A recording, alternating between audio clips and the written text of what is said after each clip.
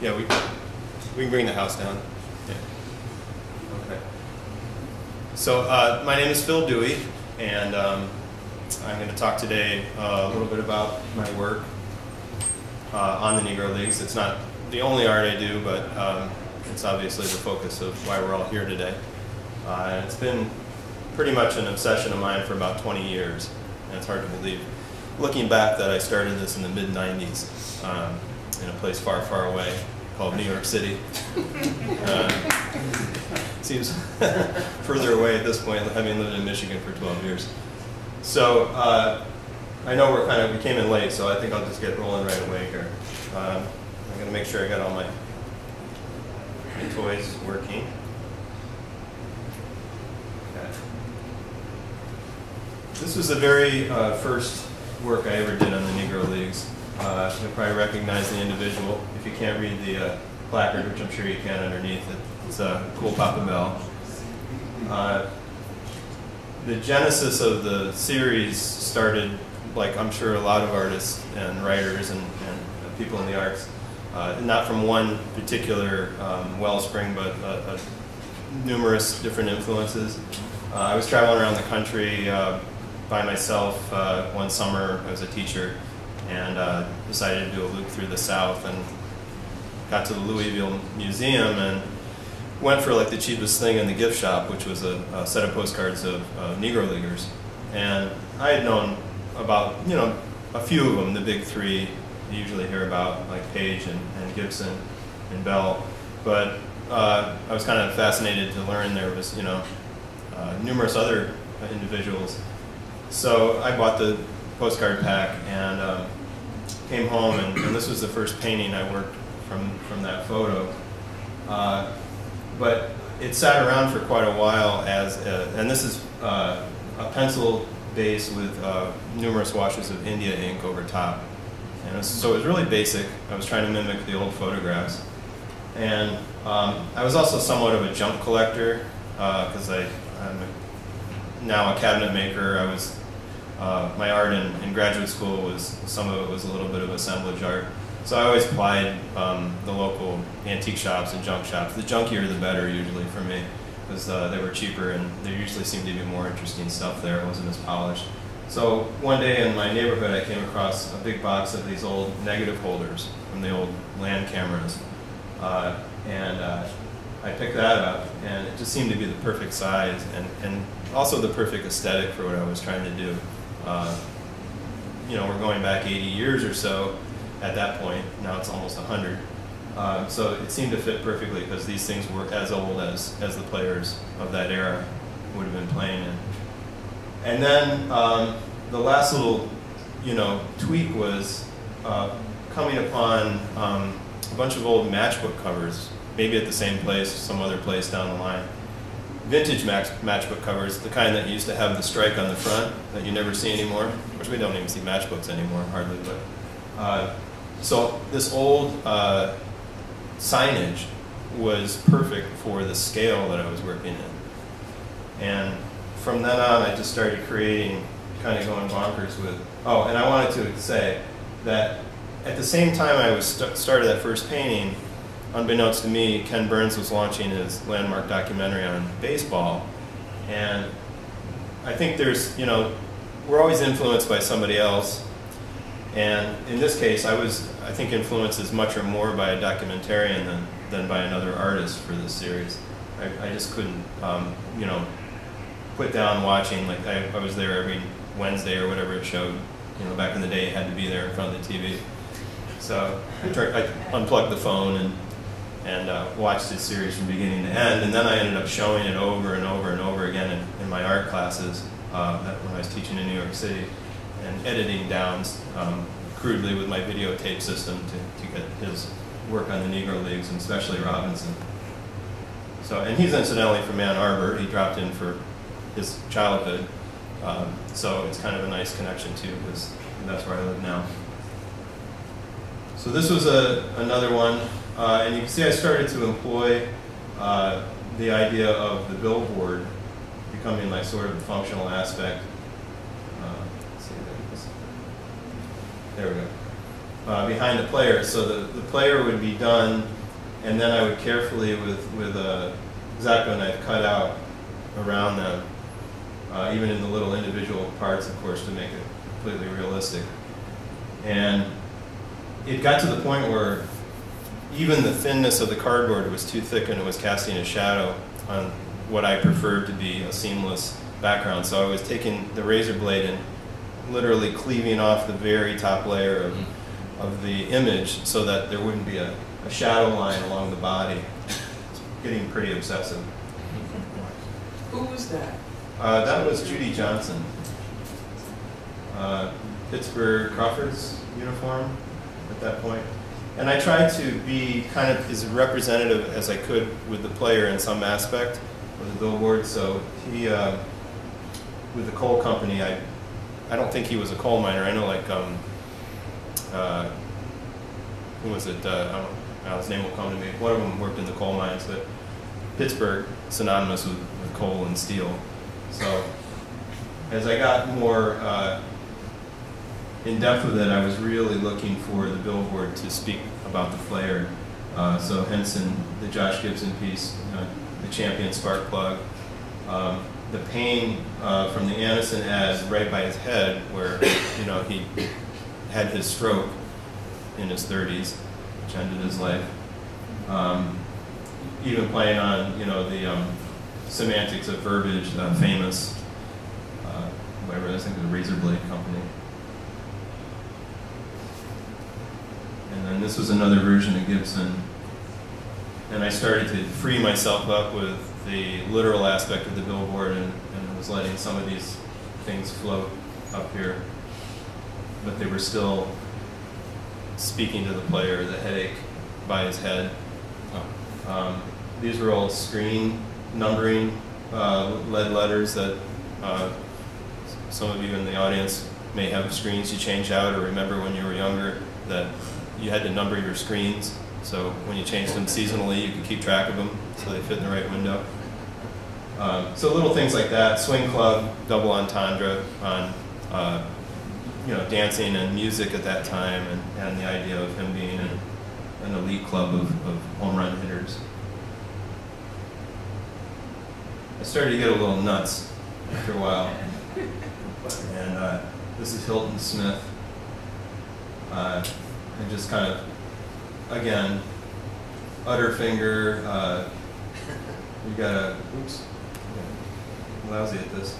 This is a clothing company, I think. I said put it there, sort of speaking to, pitching and accuracy. And even the old, some of you in graphic arts that are old enough remember the old letter-set letters that you had to scrape off or press off of a plastic sheet. I still had some of those. I think my dad had them. My dad used to do graphic art.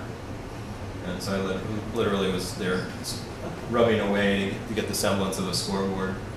All this was possible. I mean, all this was fun because I didn't have to paint any of this stuff. I mean, that was like, if I had to do that, these are 8 by 10. So there was no way I was going to go in there with a microscope and start trying to do this kind of stuff. So it was a really fortuitous combination of materials. This is Martin Bigo, reference to his Caribbean roots, the Latin Quarter ad, and a little bit of a Latin scheme there. I started, Canal Street, when I was in New York, was still very much a blue-collar place, where there were scads of stores that were like scrap shops and supply stores for, I was trying to think, the military stuff, surplus. So I was finding, I just go in and, anything that caught my eye, and these little buttons, these little brass buttons, I have no idea what they were used for. But I got them as his positions. He apparently played pretty much every position, I think, but catcher. And he was a phenomenal pitcher as well, later in his career. So anything that sort of kind of caught my eye. In the late 90s, or actually 1999, I took a class at the New School and did lithography. And so I took this idea to a larger scale and to a printable medium where I could create an edition. And this is a picture of Chet Brewer holding a bat, which I thought was kind of ironic because he was a great pitcher. And I just like the pose. I was kind of getting more focused at this point too of deciding that it wasn't really important to do the player per se, but just to find a great image. I didn't care how good the player was or not. They were all great, but that was becoming more of a focus, making the art as opposed to making the art from the, and for the player. And this was hand painted in the background in gouache. So I'm mimicking the billboard again, but I'm doing it now by hand. And I'm realizing why I love the matchbook covers so much, because this was just tedium beyond belief. And, you know, one wrong move and I just ruined the print that, you know, I spent that time making in the studio. What was the stone size, Phil? The what? Size of the stone you used? The stone, well, it was bigger than 22 by 30 because that's standard Reeves BFK paper. So stone was a good 5 inches beyond that in both directions. I had to use a hydraulic press to get it around. But they had beautiful facilities at the new school because it was also Parsons. And I worked on a Brandt press, which is like the Cadillac of printing presses. What else is that in the background? That's, you mean it beyond the wall? Mm-hmm. That was kind of my attempt at I think a wood wall that these were attached to, and then a little bit of foliage. And I think kind of trying to make it a bit Caribbean. There's a palm tree right there. It might have actually been part of the actual photograph, to be honest. And I did well over, I don't know, I think it was about 15 or 20 of these. The original impetus was to do the first inductees into the Hall of Fame, which I think there are about a dozen. And I kind of bogged down after getting through most of it because I couldn't find photo sources. Remember, this 20 years ago was a little bit harder. The internet wasn't really churning at that point. It was harder to find images. And I kind of felt, looking back on this, it was sort of serendipitous that I just completely got rid of all the billboards on Robinson, and it's almost kind of fading, the application, and I thought it fit perfectly for his cup of coffee in the Negro Leagues. You know, he was in and out, and the Negro Leagues sort of, that metaphor of them fading with him leaving, and they would eventually, that was the beginning of their demise. Who is that? This is Jackie Robinson. Jackie Robinson was a Kansas City Monarch for, I believe, a year. And there's a bunch of historians in here, so I'm sure they're picking apart my... You know, you can talk to them after this is over and set you straight. But he was in for a very short time. And teammate of Satchel Page's and many others. I started, as we moved to Jersey City. I finally had a little shop and a studio on the top floor of a brownstone. I was really originally working in a flat in the East Village on the kitchen table, and subsequently got a studio in Harlem for a brief period. But I actually never painted larger at that point because I was still working on these smaller things. But when we moved over to Jersey City, I started finding just a wealth of old furniture and throwaways and everything on the street sides, or even in buildings where they were tearing apart, tearing out the old molding and woodwork. So this is a chair back, actually, a Victorian chair. I'm always looking for things that have a nice frame to them, and usually they involve manipulating them or adding to them through my shop work to make them something showable. And this is a triptych. So here I'm kind of using everything. I'm using the found object as the frame, a different frame, still the billboard material, just much less visible. And then a triple portrait. This is, I think, Bell and Bankhead and Crawford, maybe? Crutchfield, right, thank you.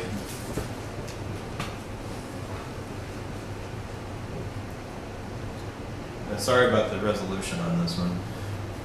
This is Stuart Slim Jones, and this is a bedpost. found on the side of the road, hacked it up, got the post. I don't have a close-up of the ball, but the ball is actually like larger than a softball. It's a pretty mammoth sphere up there, and I actually carved the ball down so that the laces are raised, so that it has a tactile and visual quality to it. And here's a close-up of the interior.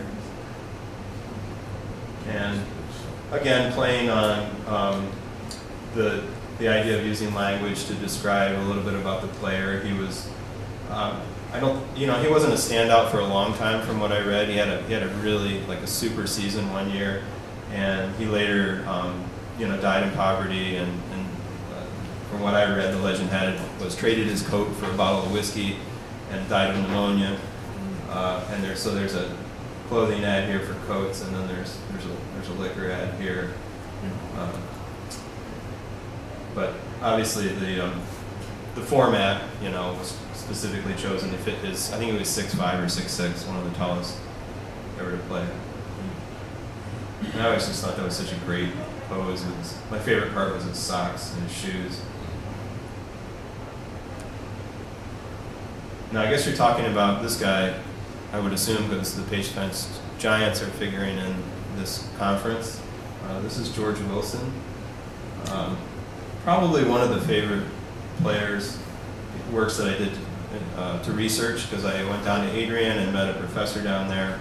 She took me over to the Historical Society, where they gave me the paperwork for what they found. There were some like first-person narratives from back in probably the early 20th century of remembering him as a child. And he also had I guess a really good career. He played for both the black and the white team, the guard, and Page Fence Giants. Apparently he was beaned later in his career, and that's why the ball is kind of sailing up by his head. I pulled that picture out of with a team picture. So it's from the 1880s, so they almost look like a football team with the style of clothing they have on those big padded pants.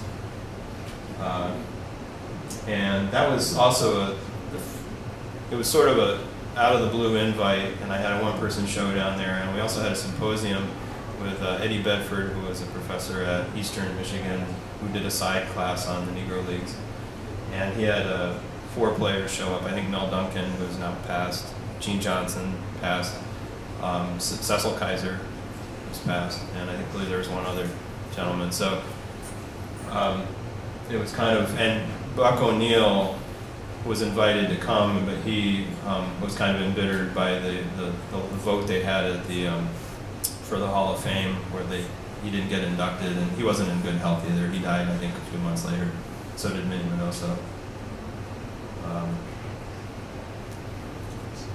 And that one's on a door. That's sort of a 5-panel door turned on end. And then I embellished it. All the rest of the woodwork is done from myself. It's in my shop, except for the egg and dart molding. I think I bought that, but and the side pieces. And so I went back to the, free of billboard material for that one. And I started getting into ceramics because I had access to a kiln where I was working, teaching, and some of this is holdover material from Jersey City, if I remember correctly. All that molding, I didn't do anything but reconstruct it, had the original paint on it. So you see some pretty high intensity colors that somebody was living with, in their house. The bats were balusters originally on the stairwell, and so just the way I cut them off created kind of that up and down bat motif on the sides. I let the paint chip as it would, and it was interesting to see them as black, and then as the paint chipped away it was white underneath. The metaphors are pretty basic, but they're always pleasing when they work out that way. What's the size of that? That's probably about a couple feet high by maybe 18 inches wide. A little bit bigger. It's pretty heavy. And the bell at the bottom rings, despite the fact that one of my best friend's sons came up to it and immediately slapped it as hard as he could. The first time it showed, I was like, ah! It's just the bell. I can replace it, but I like that it was yellow too. Did you make a mold, or are these one-offs? Good question, because that's going to lead right into these next two pieces. That was a one-off, the bell piece. This is Buck O'Neill from the same show. And if you can, I don't know if you can see closely, but there is a crack, several cracks through the portrait. I did 3 versions of him, and the first 2 blew up in the kiln. I didn't do anything wrong, just like the other one, the bell piece. And so the 3rd attempt, I made a plaster cast, and it still blew up. So I left that one aside, and I made another one. And then when that show happened and that induction happened, and he didn't get in, it was like serendipitous that I said there was a reason why that blew up, and I want to use it that way. So I put the pieces back together, and it was kind of like this fractured, broken heart kind of theme. And the idea of building this white, institutional-looking building around him, spoke very much to me about like Cooperstown or our government. Take it where you want. With a found object. With a found object eagle on the top there. It's hard to see. Not a good slide. And the steps coming up, kind of making that progression. So this was a much later version, just done a few years ago. And so since I made the mold, I did the same impression, and I just decided to blaze it a totally different color. And that's actually a 2-tone, so it's kind of a nice, like a different black between the bust and the background. And a lot of times these work well with a description and a placard and explaining a lot of this. Buck O'Neill had a famous saying when he was asked, was he born too late? And he said, no, I was born right on time. I was too old for the major leagues, but that didn't matter. I played. He got me out of the celery fields. There's a picture of celery pickers on the right there. So right on time, the clock working as the functional word time, as a visual entendre. And also the idea of that this came from a discarded piano. These were piano legs. You can see at the bottom there's a little bit of the brass left where the legs would have hit the floor. And then I kind of concocted up top, worked with what was up top, which was not very attractive, and kind of made this sweeping arc up there. So it's kind of a comment about the musicality, again, of the time, dealing with jazz and music, so that it came from a musical instrument in part was kind of interesting to me.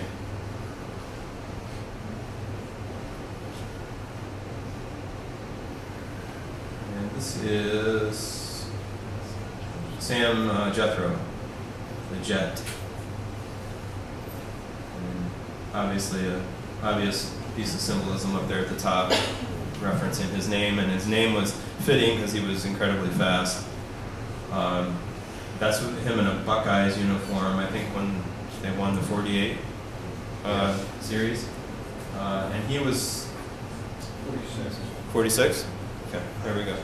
I think he was scheduled, wasn't he on the roster with, didn't he get one of with the Red Sox? One of the initial tryouts? Boston Braves. Braves. Yeah, he joined the Braves, but was he one of the ones with the Red Sox and they declined? The 3 or 4 that showed up to tryouts? Yes. Okay. So, yeah, it gets confusing. It's like, wait a minute, was it Sox or the Braves? And did I get this right? So this one was kind of, this was pretty fun. I think it's an old Victorian vanity frame. Not quite fitting for his era, but I like the fact that it had those 2 little pedestals on the sides so that I could put 2 baseballs and paint them black. And the term black ball, which I'm sure we're all familiar with, it works on multiple levels here. Primarily, I was thinking the idea of being blackballed, being shut out. And that was kind of pretty much the reason why I chose to paint the balls. And I did it with shoe polish as well, as opposed to paint. So, and that one is a bit obviously larger than sort of the original series. This one's called the Trinity. This one's down in the Negro Southern Leagues Museum, courtesy of Leighton Ravel, who's a fixture at these conferences usually. We have Robinson in the center, and we have Dewey on the left, and we have Hank Thompson on the right. There were 4 that actually came in that year. This is 1947. A lot of folks outside of these circles don't know that Robinson was the only major leaguer to break the color barrier in 47, but there were 3 others. And Dewey was the only one that didn't get released, and he stayed with Cleveland. Thompson got released and spent another year in the Negro Leagues, and then he came back with the Giants. So I used a little artistic license here because he actually came in with the Browns, and he also came in with Willard Brown. But like, I couldn't fit Willard in because it was a triptych, and Willard actually never came back to the majors. And he had a phenomenal season down in the Caribbean. I think he was like the batting leader or home run leader. He was a great player. From what I read, I don't know if he had the temperament that the others did to withstand, you know, the abuse in the first few years. But I really thought of this as a Renaissance style painting. Those familiar with that era of painting, fresco artists used gold leaf in the background, and it kind of created this abstract, heavenly background, nondescript, reflected back, had everything obviously to do with a religious overtone. And to me, this was kind of religious. You know, Robinson is very much saint-like in what he endured, and so is Dewey. And Dewey, you know, being more diminutive in the picture also kind of speaks to how he was treated by the press, and probably no less the amount of abuse that Robinson got, but he wasn't in a big market area like New York, and he was also a lot shyer, I think, and not as outspoken. So, you know, these guys kind of flanked, and I kind of felt like they were the mainstays. Thompson and Dewey would actually meet later I think they met in 48 and 54, right? They met in 54 when the Giants won, and they met in 48, or no? I know they met in 54, I'm pretty sure, and the Giants won, and Thompson, I think, he had some accolade in that series, like maybe the best batting average, or the something that he definitely shone in that series. Then, moving to Michigan, I started working really big because I could. And this is a full-size, almost full-size portrait of Satchel Paige done on a door. Or no, it's just done on a piece of ply, but maybe there was a door frame that was backing it. And there are real baseballs embedded in the piece. And I went back to the idea of the billboard, but I couldn't use the matchbook covers really because it would have made the stadium a mile away, seemingly. So I started scouting around eBay and found old beer bottle labels that hadn't been put on bottles and other things. I think it's mostly beverages because it's all beverage related, except for there's a cigar one which says Traveler, which I thought was perfect because like Satchel Paige was the consummate traveler, you know, globetrotter in his career. Very imposing, you know, it was meant to be large and imposing and throwing right at you.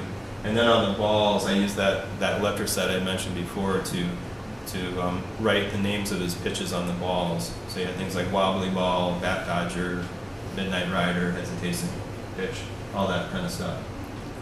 On that one, the batter didn't know where the ball would be because he had used so much movement. That's suggested by the arrangement of the balls. I'll take that. Yeah. Yeah, it was kind of weird, like how do I fit this stuff in without like making it look hokey or whatever, but I just kind of tried to scramble it and not line them all up or something. It would have looked, you know, like a telephone book or something instead. And this is oil on paper. And this is kind of my first foray into oil. I sort of left the water medium, and I'm pretty much using oil ever since. This is probably my most intricate and fulfilling piece that I did for a couple of reasons. This was a submission at Art Prize, which has become, or it may be on its way down. I think it hit its peak a few years ago in Grand Rapids, where because of the purses involved, it got national attention in terms of submissions. But I was able to get a piece in, and this is called Through Henry's Eyes. And it's an oil painting, still black and white. It has, all the aspects of the woodwork, some found objects, and then mostly constructed. I did stained glass, which I learned how to do back in Jersey City from a former student, actually, who worked for a fellow. And have the baseballs again. But the departure here is that if you look here, there's a shield. And I've also discreetly camouflaged 3 other spy holes in the painting. So this painting actually has a depth to it, and it's basically a light box.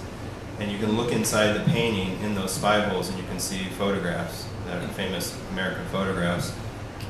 And those photographs are in order from the bottom. How did I do that? Working across. This one is. Here we go. This one is behind him, and this one is behind him. These are the 2 events that happened prior to that pose of 1969 that he's pictured in. He was at an all-star game just warming up. And then these 2 events hadn't happened yet. They were in his future. So he's like looking to his left. I just felt in the photograph, just gazing, he's very serene. And he seems to be by himself. He's obviously playing catch with somebody before the game. But I like and this is a negative I got, so it's my property, I guess. I do what I want with it. And I just thought, there was something about that serenity to him, and I think that was really a metaphor for the way he went through the major leagues. He was a gentleman. He was quiet for all I read about. He was very invested in education and in his own community, and he didn't, from what I gathered, didn't make a big deal about it. And I just thought, I read Howard Bryant's book, The Last Hero, and that really got me turned on about doing this painting. And again, sort of like with the Burns aspect of the documentaries, having read that book really informed how I did this piece. And I'm sure most of you are familiar with these photos. They're pretty iconic.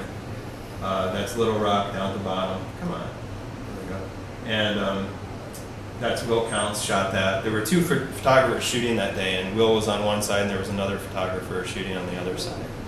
And this, of course, is the iconic picture of King's assassination.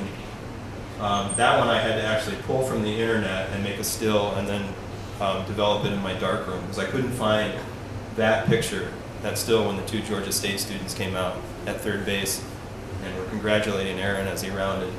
I don't know if you know that there was almost a year's worth of Secret Service or FBI protection for Aaron, because the season before he was 1 shy of Babe Ruth's record, and they had guys all over that stadium, and there was like 1 or 2 main guys that were like with him all the time, and these kids got past him, and he felt so bad, and then they get arrested, of course, thrown in the slammer, and who bails him out or says not to press charges but Aaron. So, and then the last. Has he made it home yet, or coming? You see coming down third base? He's coming around third, I think. Yeah, right. You see him come into the frame, and he said in the book, I think he said, I jumped a little because I was like, for just a split second, I was scared, like somebody's finally gotten to me, like right as I'm almost going to get home. And then in the footage, you see him running, and then he just kind of has his elbows, and he goes like that, just out of here. All right, I get it. And then he comes home, and then that famous scene with his mom comes out of like the lower part of the frame and busts at everybody and puts her arms around him. And then the last picture is called The Soylent of Old Glory, and it was during the Boston busing crisis. And that's Ted Landsmark, the man being held here. it looks like he's being held. He's actually getting pushed out of the way. And this is, you know, an angry Southie, I guess, trying to lance him with the American flag. This won a Pulitzer Prize for Stanley Foreman, I think his second of 3. And I tried to track down every photographer when I put this in the show to try to make sure that I wasn't, like, you know, going to get sued or something. And I called him up and I actually got him on the phone. And the news desk forwarded me to his number, and he's like, hello? And I said, yeah, my name's Phil Dewey. I'm doing this painting for Art Prize. Art what? And like, you know, I tried to explain it, and I said, so I want to use your picture, and so you can't use my picture. It's going to cost you blah blah blah. I said, well, I'm not putting it. I'm not like. I'm going to put it inside the painting. And he's like, what are you talking about? It was like I was on the phone for like a half an hour trying to explain, and he's finally like, I think he just got tired of the call, and he was like, all right, you can use it. Just give me credit every time you show the painting. So I made sure that I always put Stanley's credit in there. So anyway, that was a good piece, and I had it illuminated by ambient light at the top where the gables are. There's glass that you can't see, and it actually didn't work because the light wasn't strong enough. So we had to do an 11th hour fix for it at Art Prize and put a big like museum board cover over it and glass lights, like hang them right off of the bottom. Unfortunately, they were fluorescent, so it worked out fine. But now I have it lit, so I can plug it in. And this is Pop Lloyd as a young Pop,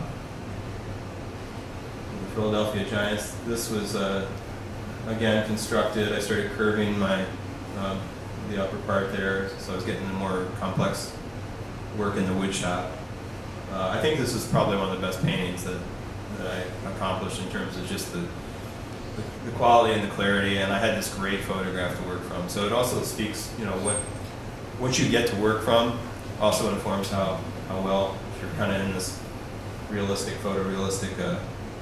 Is the Mr. Lloyd picture from the 1800s? This one? Yeah.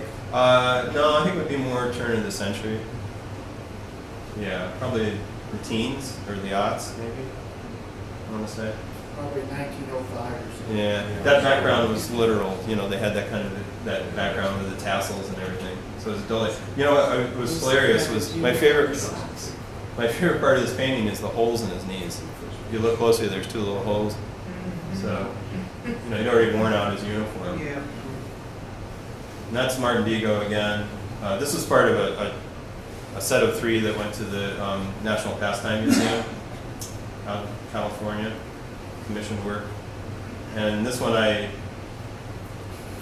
made up the whole background. Again, playing off of some of his personal information. They called him El Maestro because he was a maestro on the field, whatever position he played. I don't know if they had Sol beer back then, but you know, it's Mexican. They were down in Aguila, or Mexico City, somewhere in the Yucatan, I believe. So I tried to make it tropical. Even changed the spearmint ad to a Spanish ad with the disfrute. And then this one was the last one of the trilogy for them. And this was based on a contest they had, or a push they had to get all these works on Casey at the Bat theme. So I did a Page Gibson theme, you know, the classic hurler and the classic batter. And if you look closely, there's a puff of dust coming from the catcher's mitt. As we know, the poem ends with him striking out big time. And then this one, I put a couple personal digs in, and then just a nod to the poet, Ernest Thayer. And his name's on the paper company factory there. And the courthouse over here is actually from my hometown, little town in northern Pennsylvania. We were the county seat. And I kind of made it a fall scene. The foliage is starting to turn. That idea of kind of death, looming death. You know, he died out there striking out, or the end of the season being, you know, the we associate with the World Series. In fact, I think when I was painting it, the World Series was actually on. It was probably helped out. This is another commission piece down in the Negro Southern Leagues Museum. This is Artie Wilson. This pretty famous picture of him. It was a full body shot, but Leighton Ravel wanted just the half shot. And he wanted me to put him in a Sitco uniform, American Cast Iron Pipe Company. So I changed him, I think it was a Barons uniform, Black Barons uniform. And then I used PVC, plastic pipe on the sides, and used matte medium to give it kind of a, you know, a little bit of a gnarly, like casting kind of look, and made those look like pipes. And this is the last one I completed. This is Big Luke Easter. What I'm doing now is I'm moving out of the Negro Leagues and focusing on a lot of the players were that first generation coming in from the leagues, and also more kind of some of those lost generation guys that weren't super big stars, that aren't household names like Aaron and Mays, and really getting into the story of the people. And his story is fascinating to me. That, you know, he came in as the 30-some-year-old rookie. He had the power of Ruth. He was jovial, and he was sort of the counterbalance to Dobie. As I mentioned before, Dobie, a very serious guy. Easter came in shortly thereafter, and there was a famous quote saying, you know, Larry, why don't you just deal with half of the world, you know, and all the troubles, and I'll take the other half off you, or I'll take the other 90% or something. And he was a little bit closer version. And this is still a work in progress. I have some things to do to this, not painting, that are going to kind of transform this. But this was a fellow put out a book this past spring, self-published. This guy named Alex Painter. Alex Painter, the writer. And he's a young fellow from Earlham, I think. He works at Earlham College. And he wrote this very nice book on Easter. And I contacted him. I just happened to see it somehow on Facebook or somewhere. And I tracked him down, as I'm good at doing, tracking down people. And he was just overwhelmed that somebody else even knew about this guy, you know, and from our kind of age group. And he said, by all means, bring it to the book reading, and it'll enhance. So everybody took their picture in front of the painting instead of the book, of course. More interesting. But unfortunately, Easter was murdered after his baseball career. He was working for Alcoa, I believe, as a steward, union steward, and he was doing a money drop. It was an inside job. He was shot point blank, died instantly. Left, 5 children. I met his daughter, and I've been talking to his son, his namesake son, for years, and I've never met him. And his daughter told me, yeah, he's not doing well either, and he doesn't really want to come out in public, but he's always picks up the phone when I call and calls me by name, as soon as, it rings like twice. So I learned a lot about Easter through him too. So that's one of the things I really like now is since so many Negro Leaguers are gone, the only resource left is the second generation of their children or extended family. So that's that's my source now for a lot of information. And it's still fulfilling. I still like to meet people and go on these journeys. And I think that might be the end of it. And I was just going to do this to cut off any. I always get this question. Forgot about turkey. How did I forget about turkey? All right, Turkey Stearnes. This was the first version. This is what I showed a few years ago at the Malloy conference.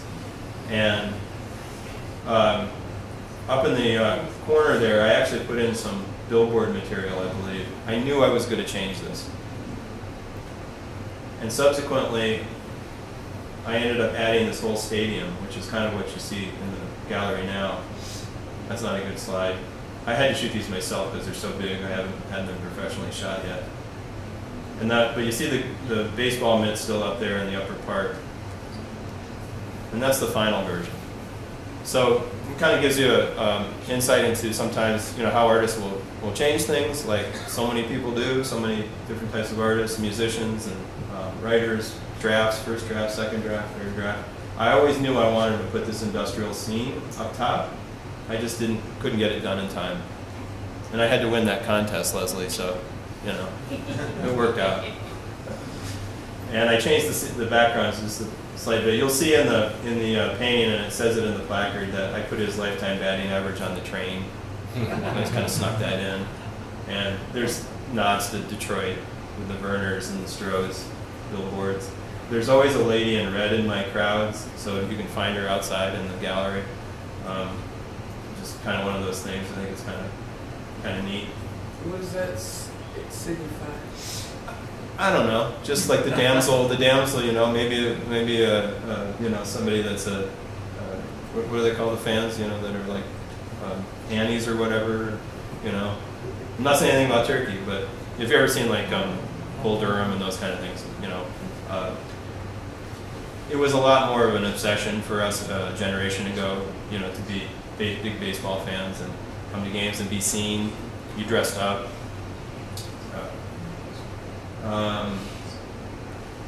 Anyway, any more questions about him since he's the focus? There's a close-up. So the stacks here, the Dodge Main, again, artistic license. I don't think Dodge Main is behind Hamtramck. And Turkey worked for Ford, I believe.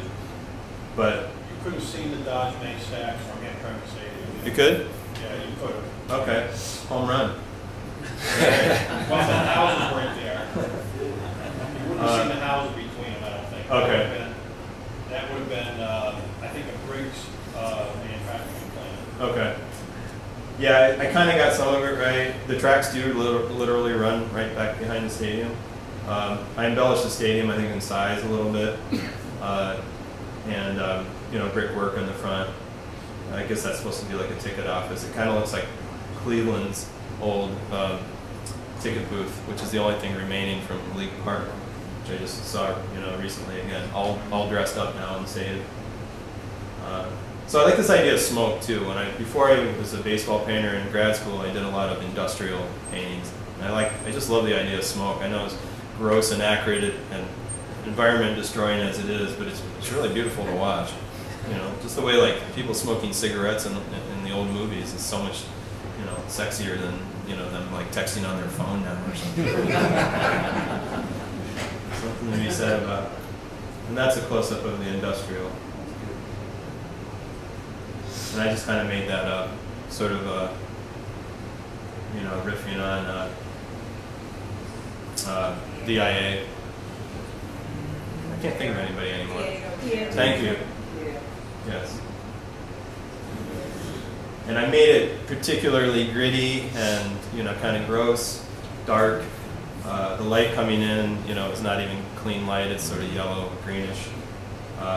You know, the brightest thing in there, of course, is the molten steel being poured. And you see the one guy's covering his face. It's hot. And, you know, this is like from a photograph, basically 90% accurate. They didn't have much in the way of protection. So it was not exactly an ideal work environment. And let's see, I think we're... Okay, so this was what I was going to say. I do paint white players too, occasionally. I don't know if anybody recognizes the guy in the middle. He has a big connection with Robinson. He's in a Brooklyn uniform. Yeah, Pee Wee Reese. Yeah, this is a couple of years before Robinson joined. Pee Wee might have been a rookie or near rookie. And he got clobbered at second, it looks like, and blood's running down his side of his face, and he's being helped off the field. That was my first, you know, I have the photograph, so I like to get wire photographs now, so I know nobody else is doing the same image. And that one was just, when I saw that, I was like, I gotta have that, do a painting. So, and we'll recognize that guy too. And that's like the Aaron piece, that's a look-in piece, and there's several photographs of K-Line and his life, and the old Tiger Stadium, which we all remember, miss. So that's it.